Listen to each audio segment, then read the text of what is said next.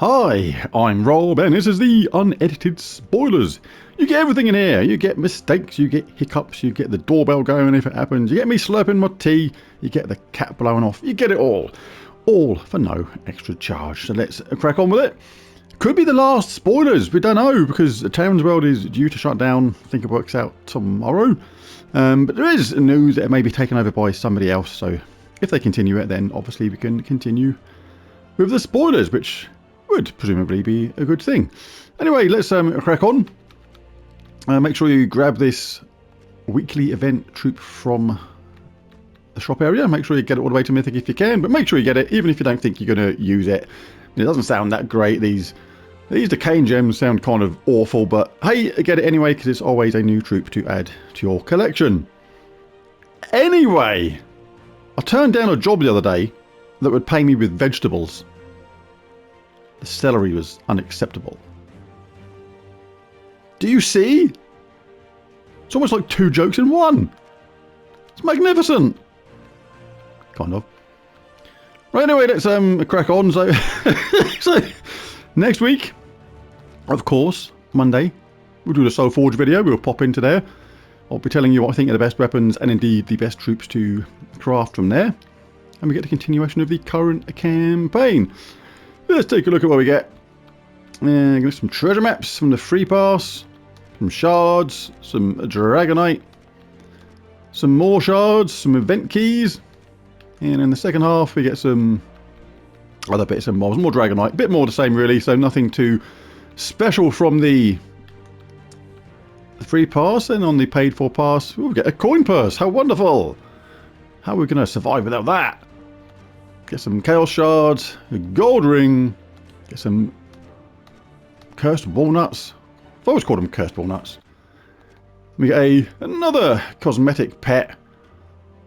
There's so many cosmetic pets. It's like they keep on coming up with all these different heroic gems that seem to get just worse and worse, but they don't come up with any more pets. They give bonuses. It's like so many cosmetic pets now. It is absolutely madness.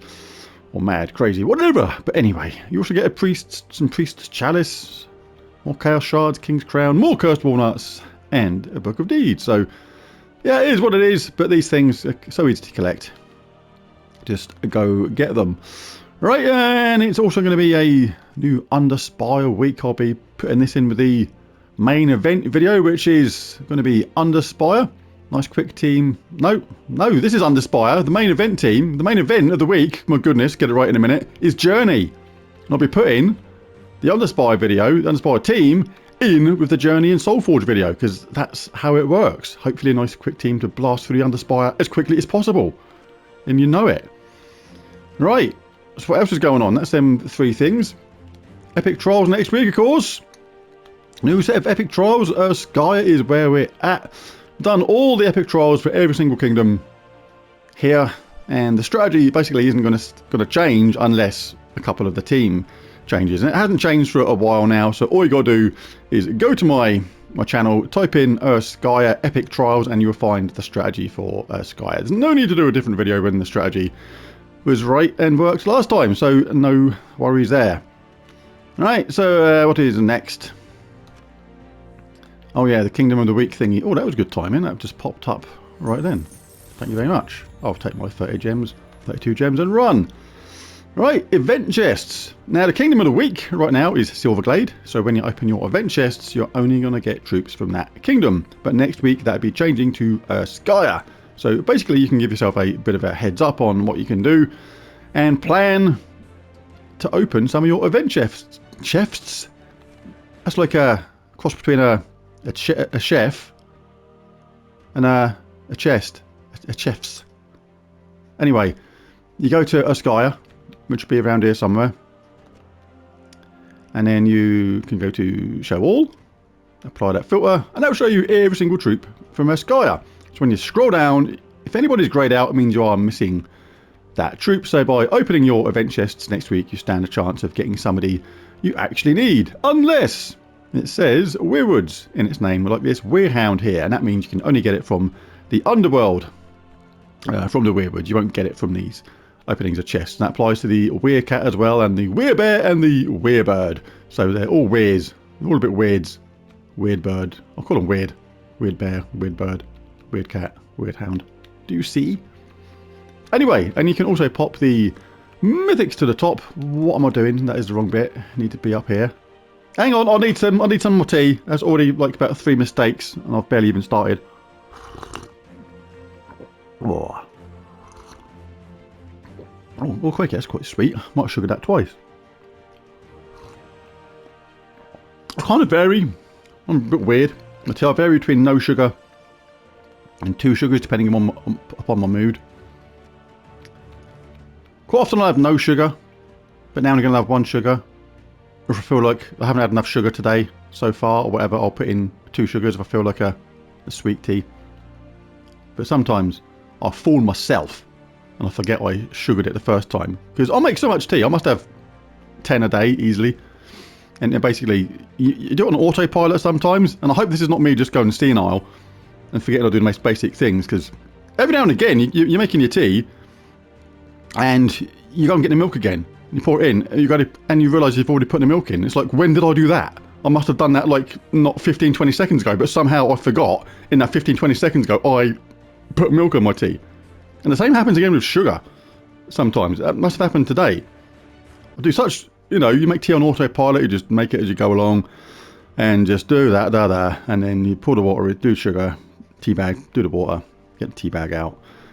Bit of milk, and, oh yeah, sugar, later, I'll have 1 sugar today, and you can't forget you've done it earlier. And then you think, you're going to drink it, and it's like liquid syrup, and you think, what happened here? Anyway, pop the mythics to the top. Kurandara, I do like a bit of Kurandara. Dealing damage to an enemy boosted by Doom Skulls, then convert yellow gems to Doom Skulls and conjure a Doomstorm. Pretty cool, but I do like the 50% chance to curse all enemies when matching 4 or more gems. And the fact that it's impervious. Impervious! It's not an imp. It's not impervious. It's impervious. It's an M, not an N. God damn it, what's going on today? Anyway, Kurandara is good if you get that. Doomclaw and Bieska, not as good, but if you pop them by fluke, it is another mythic, so... all is well. Right, what is next? That is that. So the kingdom, not the kingdom of the week, the main event of the week is Journey. It's quite an annoying event these days. Not many people actually enjoy it that much anymore, because it's just, ever since these troops got nerfed into oblivion, it's just not as much fun as it used to be. But I suppose last time it was almost too easy. The way the troops were before, they created so much of the colour, it made it an absolute walk in the park. But I think they've actually gone a little bit too much the other way with this. Made the Journey troops not actually as good as they should be to make it fun and a viable event. It should be somewhere in the middle. But anyway, we'll pick up a new troop at the same time. Matey boy on the screen there, he is Ivor Longclaw. It says, is that a name or a medical condition? But either way, his claw doesn't look actually that long.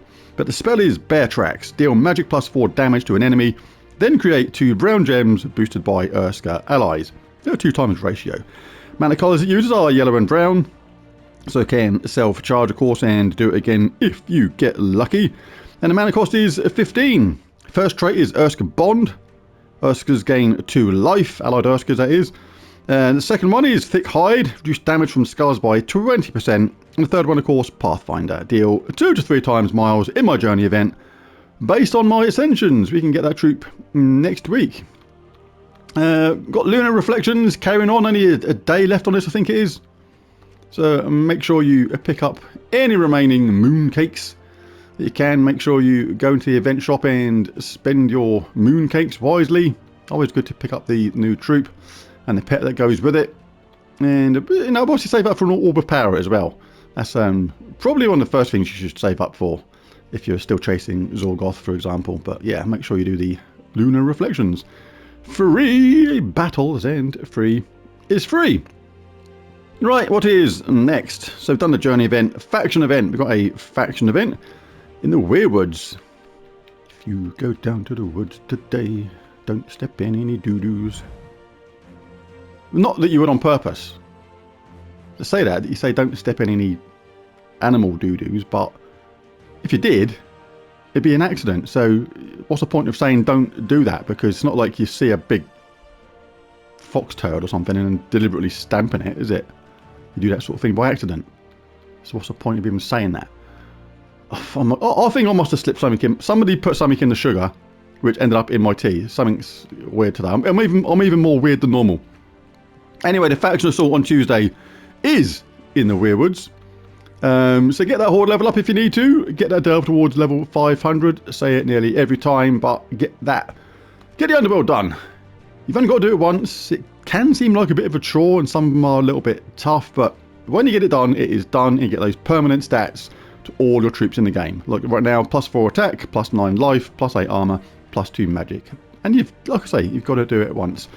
I don't tend to do faction assault videos that much anymore, and the reason is there's plenty of them on my channel. There's must be 3 or 4, even 5 for every single underworld area. So all you got to do is just type in Weirwoods faction assault, and you will find strategies using no mythic to get this done. So easy. It is just a little bit nuts. So yeah, just do that to get that done. No need to keep on doing the faction assault videos. Wednesday, it's pet rescue time, and we have a pet which we've already got, or already out there anyway.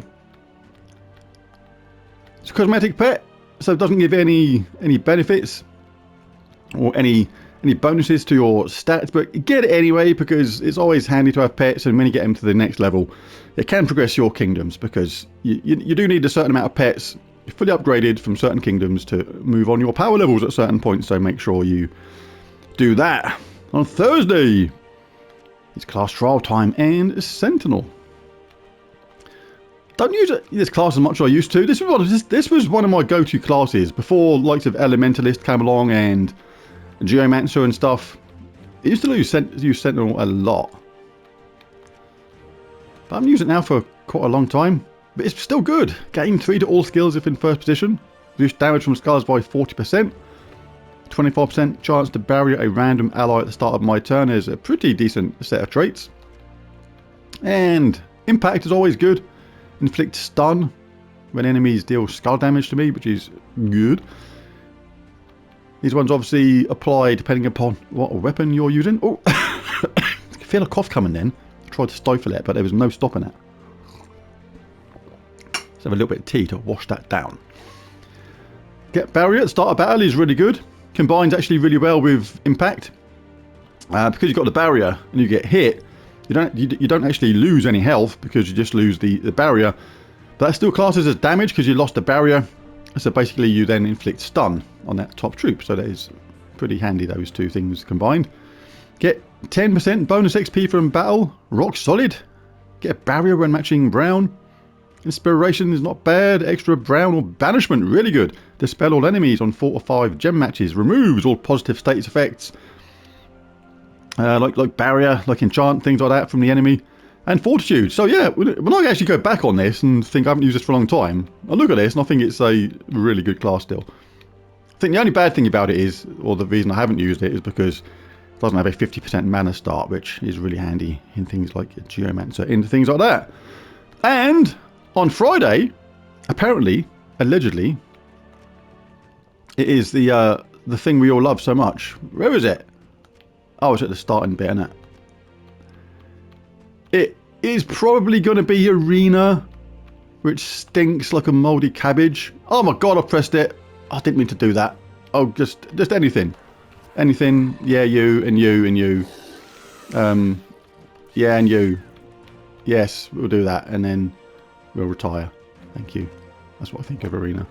But anyway, I say should be Arena, because the new Guild Wars are due to come along, and they did say it will replace Arena. So we know, is it going to be Guild Wars, or is it going to be Arena? Or is the first Guild Wars going to be rolled out this week? Who knows? We don't know. The devs do, and we'll find out soon enough, I suppose. But that is pretty much it for the spoilers this week. So there it is. If you enjoyed the video, it'd be really cool if you bashed that like and subscribe button. It really does help. This was for PC, mobile, Xbox, PlayStation, and apparently now Switch, which has now allegedly caught up with the rest of the format. So there it is. Thanks for watching, and bye for now.